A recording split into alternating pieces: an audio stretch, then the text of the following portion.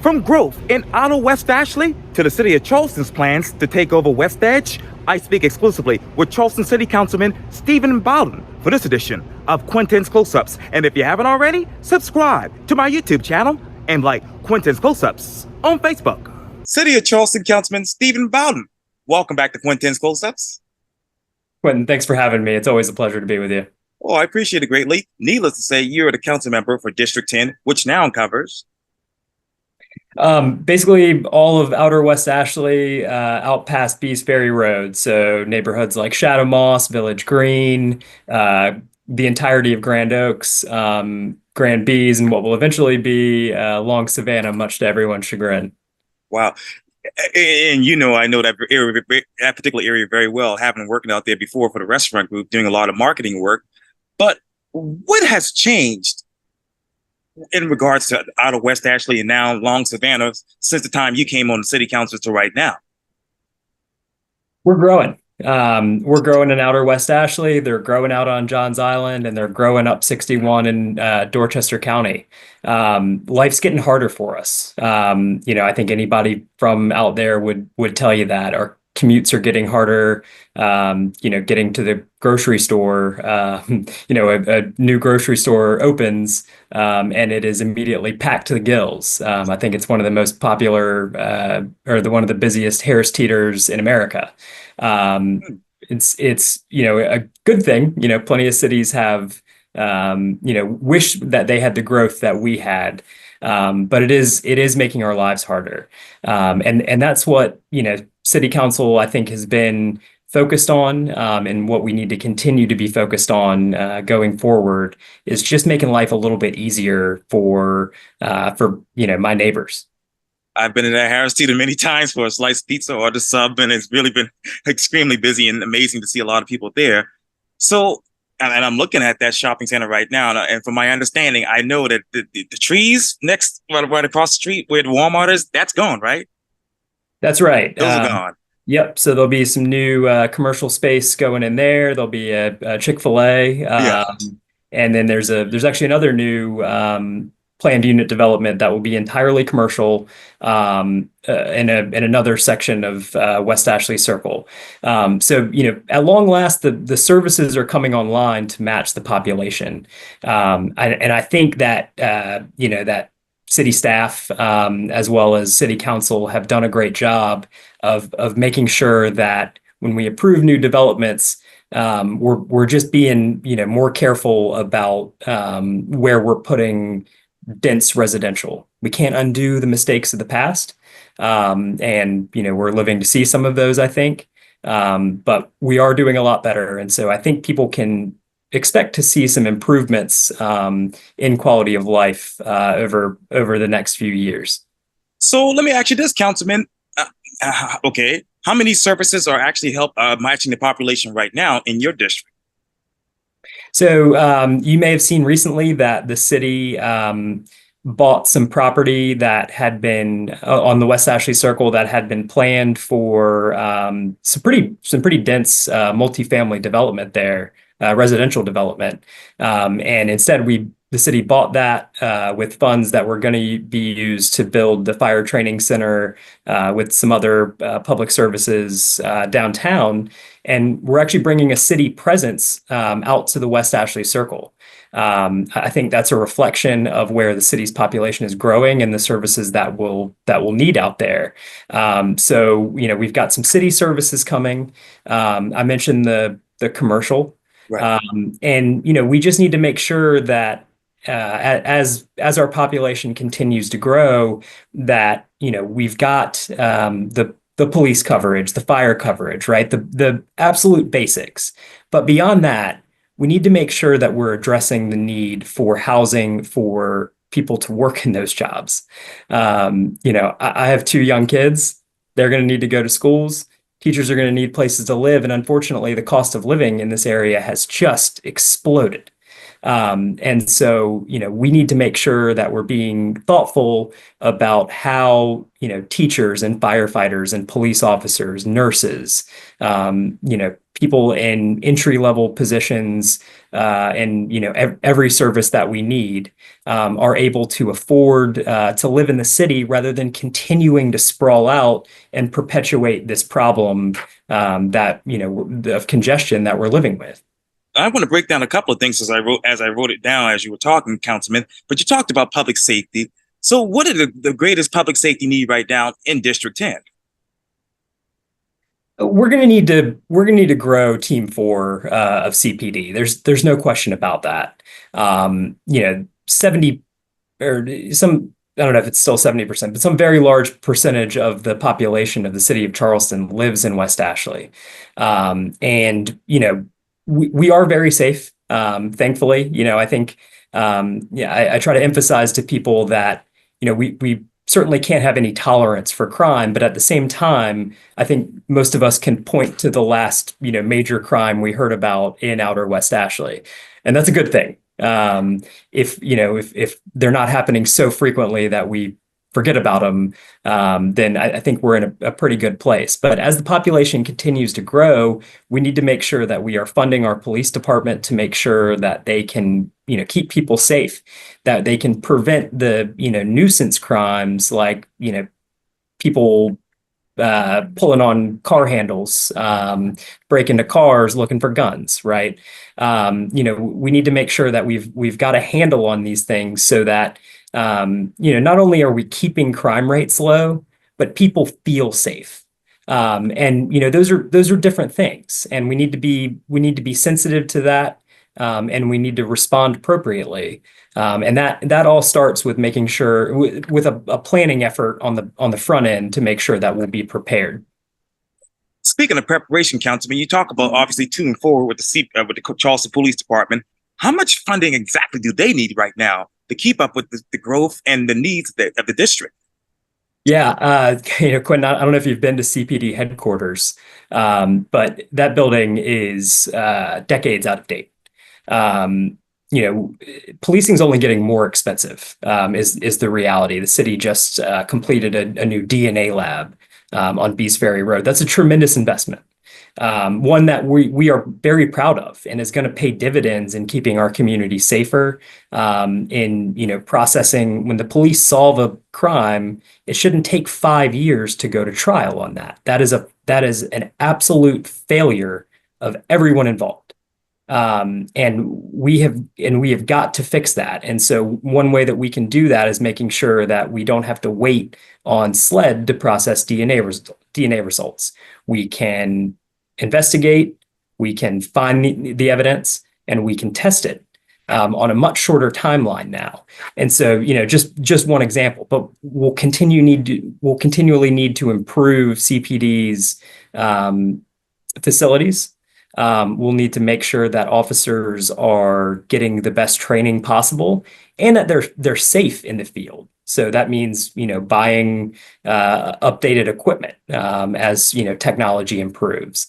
And so, policing is expensive. It takes up a large portion of our budget for a reason. But I think that's an investment that our citizens certainly agree with, and is necessary for a growing city. Now, I want to ask you 2 questions about that. With the DNA lab, will the other municipalities be able to use that? Will the CPD be able to share that with them, those resources? Yeah, I think so. That's the way that it works in other areas. Okay. that have tried a similar model. I don't know the current status of this, but I think that the sheriff's office had actually been working on their own DNA lab as well. But yeah, I mean that we are one region. We're different cities. But just like when we look at housing, just like when we look at transportation, we can't be doing things separately. When we think about funding, we need to go to the legislature together as one region where that's the most populated in South Carolina, and make the funding requests for the things that our citizens need as a region, not just as a city. And I think we're getting better at doing those things. But yeah, as far as sharing resources, I mean, I think, we work very collaboratively with the other police departments in the region. And I think that we can expect to continue doing that. Now, Councilman, let me ask you this: with the DNA lab now that it's up and running, obviously, how much funding will the city need for that? For say for every 5 years, for instance, just hypothetically speaking. That's a good question. I mean, the last 5 years, I don't know that anybody expected the level of inflation that we saw in all sorts of segments. So it's hard to project out there. Fortunately, we have incredible staff at the City of Charleston. I just cannot speak highly enough about these folks that I am so fortunate to get a chance to work with, including our CFO, who is much smarter than me about these things, and that we defer to on that sort of cost projections going forward. But safe to say that in budgeting out into the future, we've looked at these things and feel very confident that we can meet those obligations while continuing to make the investments we need. I mean, we've been talking here for a few minutes and haven't even gotten to flooding, which is arguably the most significant issue that our city will face into the next 25, 50 years. And I want to get back to that in just a second. But let me actually, July 1st will be here around the corner here in a second. But how does this new DNA lab go into this year's budget? It's all accounted for. Okay. I mean, so it's not technically online yet. I think they still need to do some testing. Gotcha. Is my understanding, and it achieved that accreditation. So they've still got some work to do. But those investments have been made. That money is there, and fortunately, we're able to do that. Prioritize public safety while making the other investments without raising taxes. So I think we've been, very prudent with our citizens' money, which is certainly job number one. And so, what are those other obligations that you hope the city will actually fulfill when it comes to this particular DNA lab? We just have to get it up and running, and we have to use it wisely, right? And once we have that arrest, once we have that that case processing and the evidence tested, we need to be applying pressure to make sure that that the cases that the city of Charleston brings are being prosecuted quickly, fairly. Certainly, we want to make sure everybody's rights are being upheld. That's just as important as getting it right. But we need to be doing this faster than we are. These cases are lingering so long that it's having a profound public safety impact on the whole area. Now, obviously, in addition to being a father and a husband and a council member, you are also an attorney. When you look at the DNA lab and when you look at the DNA files that are obviously backlogged because of COVID and other issues, how many are there in the city of Charleston right now? Oh gosh, that's a really good question. I don't know the number off the top of my head, but right now you have to have a trial date before SLED will test your DNA. But how can you assign a trial date if you don't have all the evidence yet? Right. So it's a catch-22 that speaks to, just how backed up the entire state is, not just the city. And so that I think is, where we saw the need to go this route on our own. We simply can't be reliant on, testing 100 miles away for something that, we could be doing in our own community. And as I stay on public safety, Councilman, I don't know if you know any information about this, but I know Councilman Tinkler, I should say. I should say, I don't want to call him Tinkler personally, but professionally, he's Councilman Tinkler. And he obviously talked about the city of Charleston, in which they're actually considering a juvenile curfew ordinance to promote public safety right here behind me within the Central Business District in response to a large group of minors unaccompanied by adults that are becoming increasingly difficult, they say, for law enforcement to monitor. If passed, the ordinance would prohibit those 17 and under from being in the public places in downtown Charleston here between 9 p.m. and 6 a.m. Thursdays through Sunday nights, and all nights actually during the summer months. The measure, they say, aims to reduce juvenile crime victimization. Why this? Why now? So the police department has been experiencing issues with juveniles downtown, in particularly in the King Street corridor. Where frankly there's really nowhere for somebody under 18 to go. Right? I mean, people are going down there to go to some of the great bars and restaurants down there. They're coming to Charleston to have some fun. Right? They're going out to party a little bit, hopefully safely. Basically they've seen a problem of kids loitering, and I think anybody who has kids or has worked with kids knows that as the old saying goes, idle hands are the devil's workshop.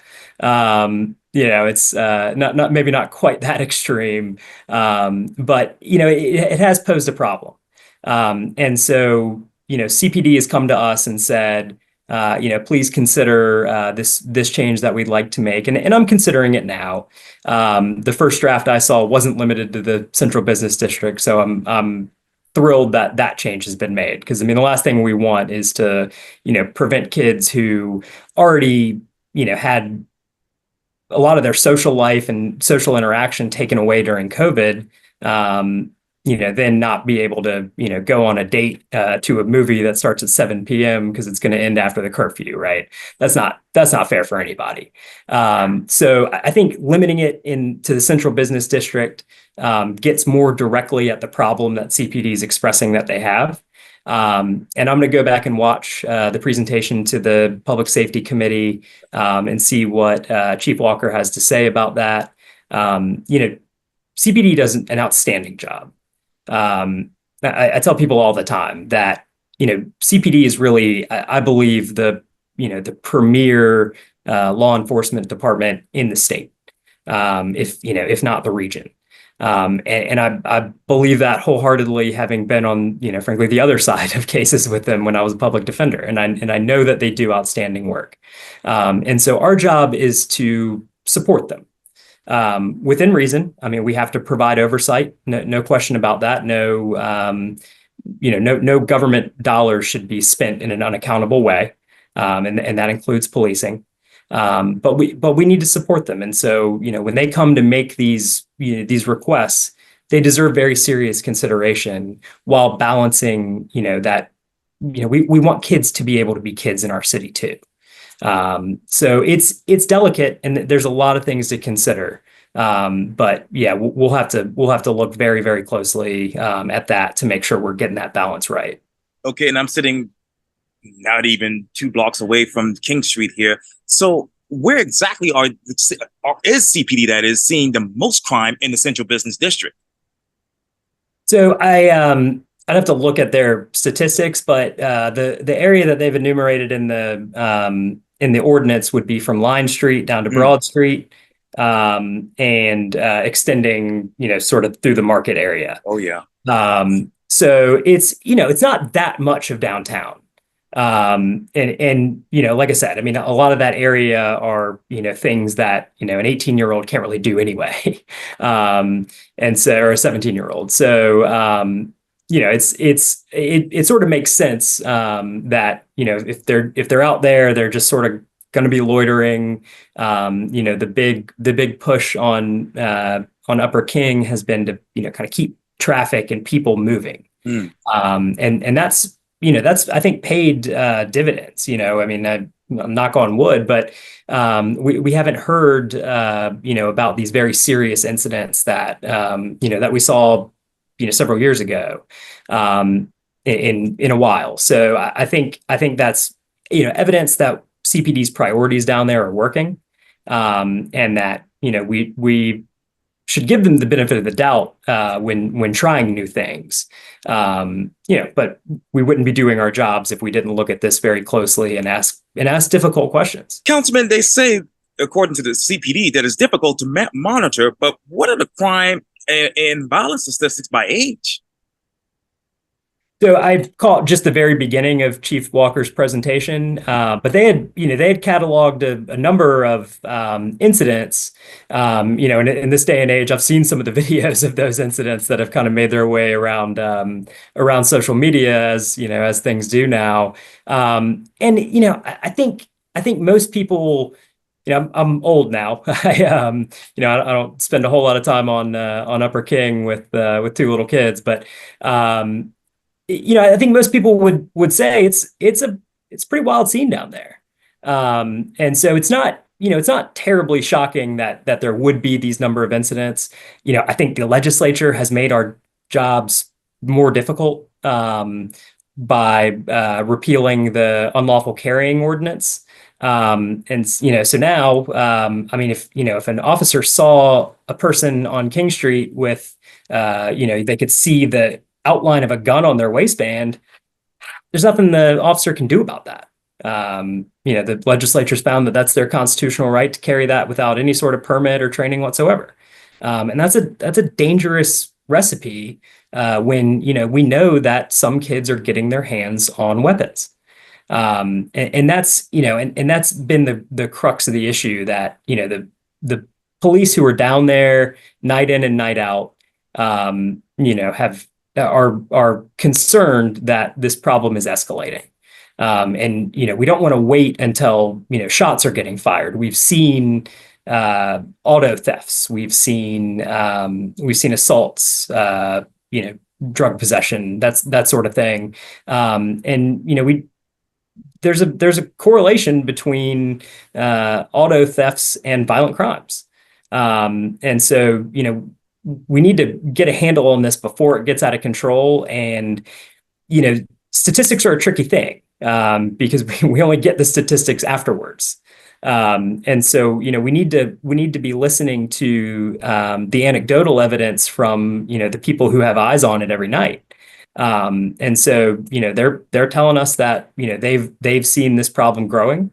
I'm willing to consider, as kind of a pilot program, how this works. Now, if it were to pass, and, we were seeing some negative outcome, we'd have to take another look at it. No question about that. And I think we should be willing to. But, we need to experiment a little bit, and, see what works. And if it works and there's not, a bunch of negative outcomes, then, we know we're doing something right. But, as with everything, that, when the police are a very powerful tool. And, if we're giving them more of an ability to police, really, more things to police, more tools in their tool belt. We just need to have that commitment to an oversight responsibility to make sure that those new tools are being used appropriately. And I have every confidence that they will be. But again, our citizens deserve robust oversight of all of the dollars that they spend, to include the ones that go to folks wearing blue. Now, what new tools are they using in the effort to combat crime down here on King Street? They are, it's really been a number of changes over the last probably year and a half or more.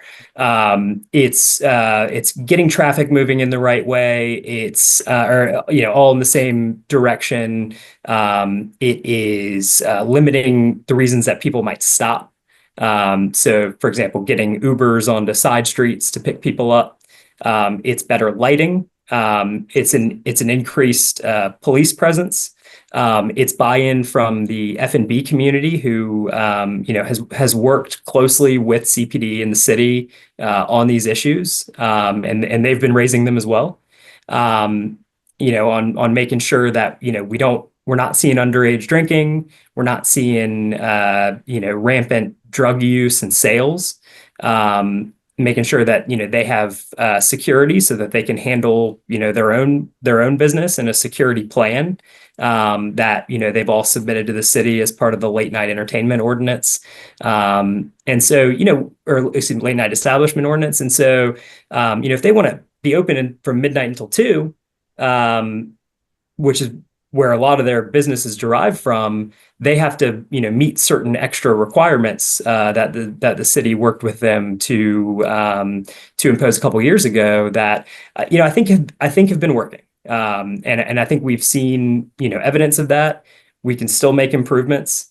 We want people who come to visit the city of Charleston. We want College of Charleston students who are down there, law students who are down there, and people who are going out for whatever reason, even me occasionally, to feel safe, to feel welcome, and to feel like they can go downtown and have a good time, without a thought in the world about something bad happening. And that is our responsibility, just like it is to our citizens, closer to my home in West Ashley.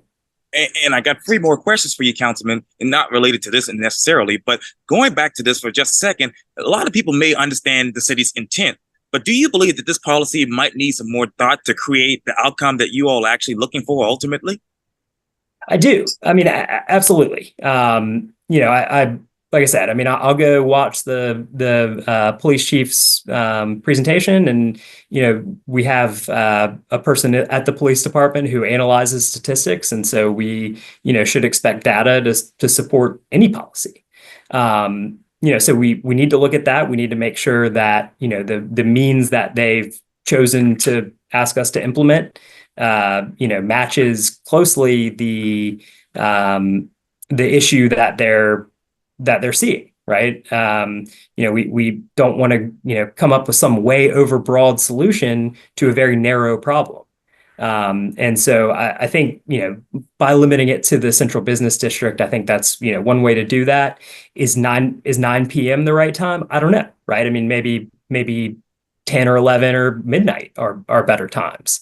So, I think we should be looking at that while factoring in, the expertise of, like I said, the people who, have eyes on this every night.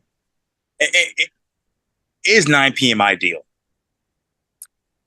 I think it's a little bit early. I think it's a little bit early.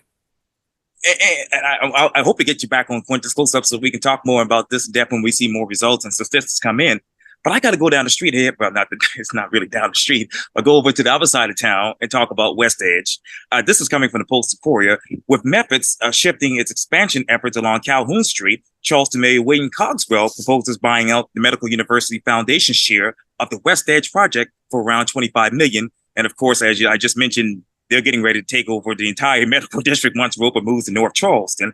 And does the city have enough money for this? It's going to be tight, for sure. But the reason to do this is housing.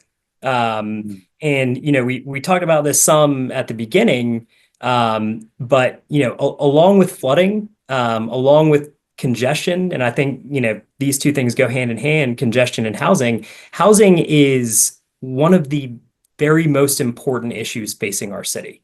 Right now, my family, we would love a little bit more space. I mean, we're very thankful to have what we have. But we would love a little bit more space as, our family has grown. And, Quintin, we just can't afford it right now. And, my wife and I are professionals. And there are, hundreds and thousands of other families in that same exact boat, to say nothing of people who are, just starting out. Or who are getting elderly and having more and more trouble affording property taxes or upkeep on their property, as those sort of things have gotten more expensive too. And so we can use West Edge for housing. It had been really intended as sort of a lot more like biomedical research space for MUSC, and they're their plan has changed a bit. And it, presents a really quality opportunity for us. It's a challenged part of the city, to be sure, dealing with flooding and those sorts of things. But right there would be great to have mixed income housing. I know that the housing authority has plans to redevelop Gadsden Green. I met with the Integral Group about a different project over on the east side as part of the RAD plan, and they're doing fantastic work. And the key here is this is where the infrastructure can handle it. The rapid transit bus line is going to terminate right there at West Edge. Right. And so, that's where we need to be building more densely. People are shocked when I tell them that more people lived on the peninsula in 1930 than live there today. And look at what's happened with the population of the city since then. It has exploded. All we're doing is sprawling further out and making people's lives harder. We have got to, we've got to get West Edge right, but we've got to fix this missing middle problem. We have got to let people build what the market requires. But we need to do it along established transit lines where the infrastructure can handle it. And I think we're doing a great job of that. And there's a bill in the legislature to give us even more power to require concurrency that I think could be a real game changer. And we're so thankful for Representatives Stavronakis and Wetmore for pushing that critical bill, because they know just how difficult it is for the city to do the planning that's required. When we sort of have one hand tied behind our back in terms of requiring the infrastructure to be in place before the building permit gets issued. And I'm as respectful of property rights as anybody. But we've got to be serious about these problems, or we are going to make people's lives exponentially worse. And I was just back there inside Publix just the other day there at West Edge. But let me ask you, what is the biggest difference between what the market requires for West Edge and what city planning is actually required for West Edge? Yeah, so there's always a conflict, I think, in terms of housing prices, right?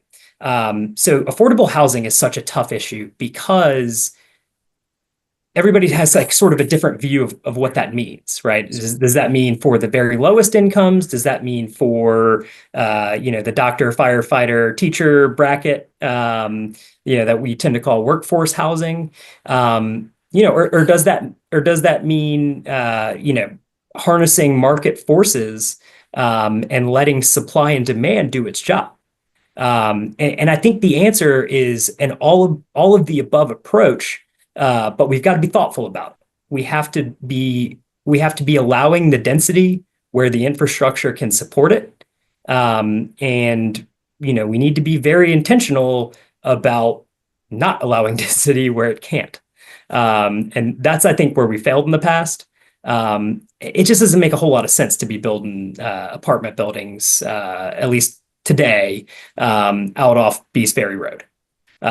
It's just guaranteeing what should be a 25-30 minute commute to downtown takes an hour. And that's our reality. And it's only going to get worse as long ago entitled properties start to go vertical, like some of the apartment complexes. I mean, the Post and Courier has written about this recently. 6,000 new units coming to Outer West Ashley.